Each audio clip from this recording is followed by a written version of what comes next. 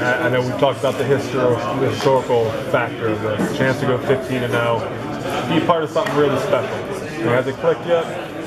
This clip, that make history to be the undefeated college football playoff.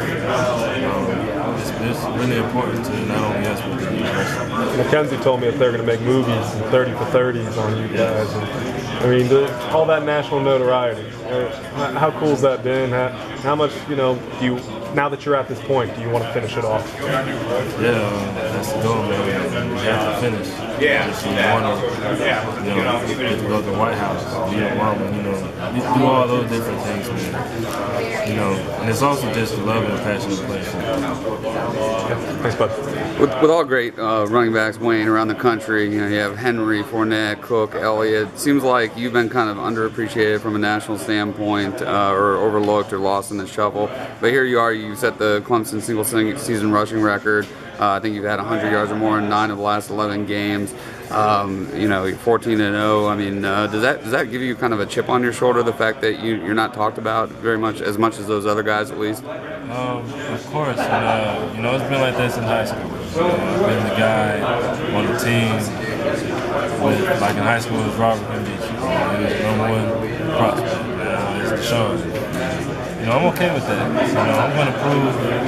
People will see what I do. I don't have to prove myself anymore. You run with such physicality, and you had 125 yards, I think, in the second half against Oklahoma, 170 yards in the second half against North Carolina.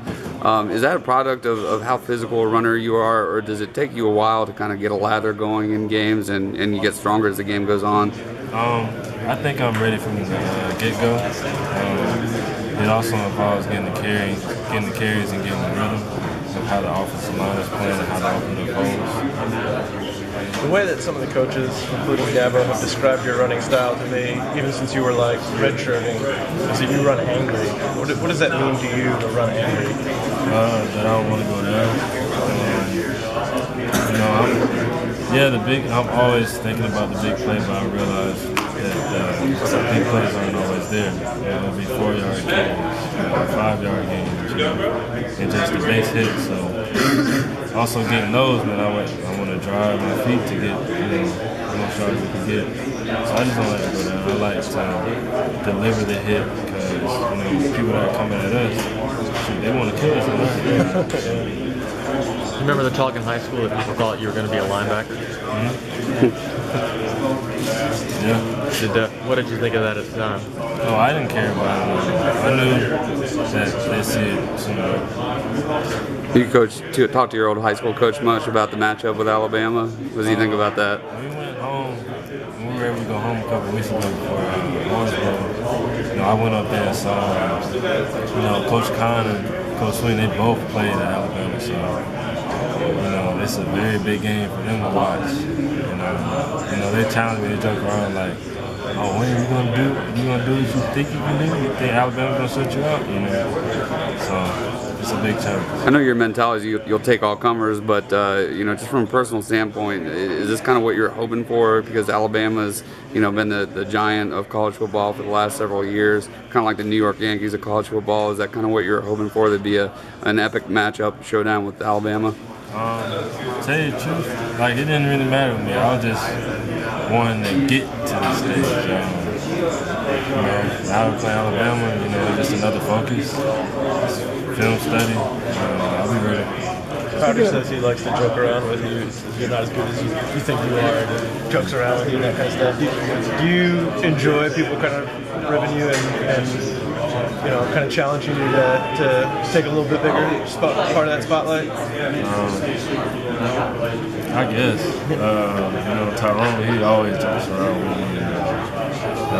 It's their fault, not mine.